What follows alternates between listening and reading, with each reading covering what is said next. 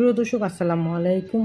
মাইজবিবি বইমেলা অনুষ্ঠানমালার মধ্যে রয়েছে রবীন্দ্র উৎসব, নজরুল উৎসব, লেখক সমাবেশ, শিশু উৎসব, মুক্তিযুদ্ধ উৎসব।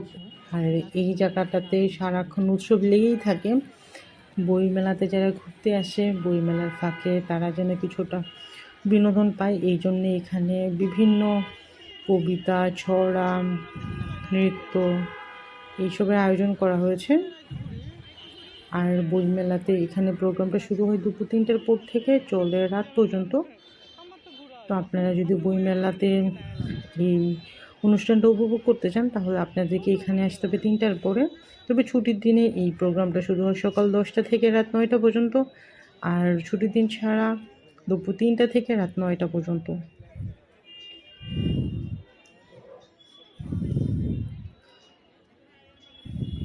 এক লাখ বর্গফুট জিমনেশিয়াম মাঠ জুড়ে 140টি স্টল বরাদ্দ হয়েছে।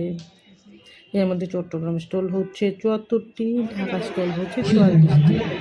তবে সরকারি বাংলাদেশ স্টল আসলে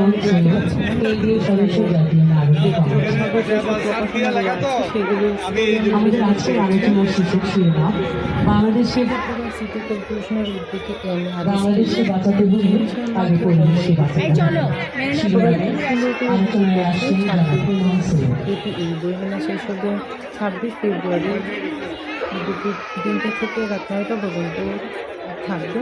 27 তারিখ থেকে বন্ধ হবে বলতে আসলে তবে বইমেলাটা একটু আগে থেকে শেষ করে দেওয়া হচ্ছে।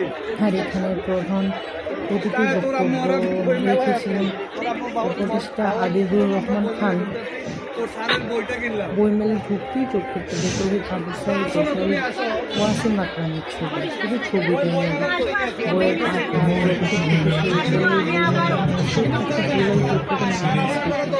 বরাবরের মতো সৃজন বই, গবেষণা ধর্মীয় বই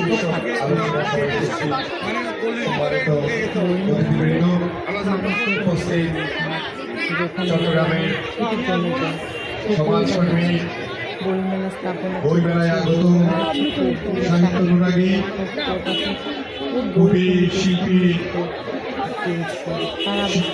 বই বিক্রি এবং বইমেলাতে তার খুব বেশি হয়। আমার মঞ্চের সঙ্গে উপস্থিত ছাত্র ছাত্রীবৃন্দ সকলে আমার শুভেচ্ছা জানাই। মোবাইলের বহুমাত্রিক ব্যবহারের কারণে আমরা আজকে শিরোনাম দিয়েছি বাংলাদেশকে বাঁচাতে হলে আগে পরিবেশ বাঁচাতে হবে। সুবিধা করতে পারেনি গত বছর। আমি সর্বপ্রথম বলতে চাই শুধুমাত্র বাংলাদেশকে বাঁচাতে